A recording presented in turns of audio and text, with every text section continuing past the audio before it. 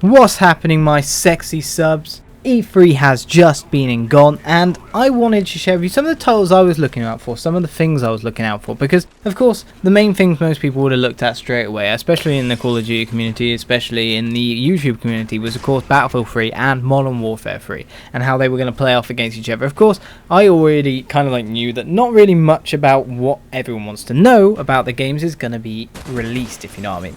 Most people at the moment are jizzing in their pants about Battlefield 3's graphics.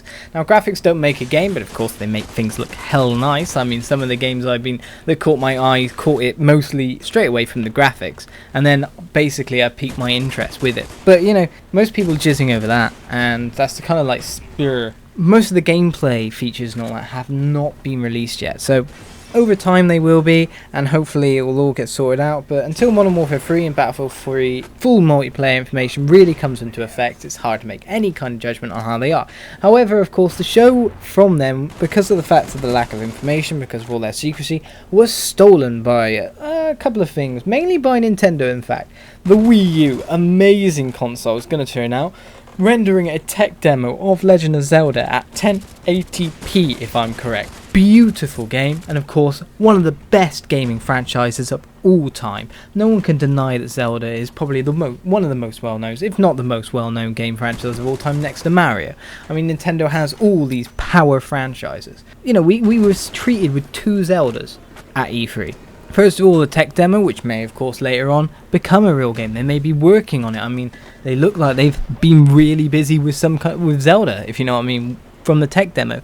But of course we've got Skyward Sword coming out. Now I will be getting that, motion controls and all, crap graphics and all, because it's gonna be fun. I'm gonna be flailing around like an idiot playing that game. There's probably there's not a single Zelda I haven't enjoyed. I can say other games like, for example, Homefront, I really didn't enjoy that game. I mean, I lent it out within 2 days. No Zelda has ever disappointed me. I will play through every single Zelda I pick up, and this will be no different. That game looks immense, it looks fun, I will be playing the crap out of that. Maybe I'll do a video of me flailing around playing it. Final Fantasy 13-2 was the next one that was kind of piquing my interest. I mean, like Skyward Sword, the announcement of that was already made. I mean, it was coming for a long while. But the thing is, Final Fantasy 13, it kind of left you wanting more, because it made you play through 2 discs of intense story, then followed by a 3rd disc where you actually got to play the game, some kind of open world exploration, you know, an actual Final Fantasy. So with all the backstory and all that, all the characters fleshed out, hopefully we can get onto an actual full-on Final Fantasy game. You know, you might see it that way. And so therefore Final Fantasy 13-2 can only be an improvement, unlike Final Fantasy 10-2, which was an absolute abomination.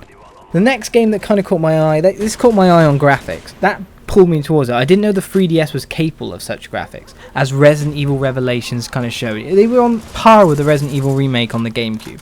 Plus, it's a traditional Resident Evil survival horror. Touchscreen, all the jazz that 3DS has, 3D of course as well, but it's in the vein of a survival horror, the original Resident Evils, unlike the current Resident Evils, which are action and adventure games, often with a partner that has none of that horror suspense feeling anymore. It's completely gone. So this is a Resident Evil to properly look out for.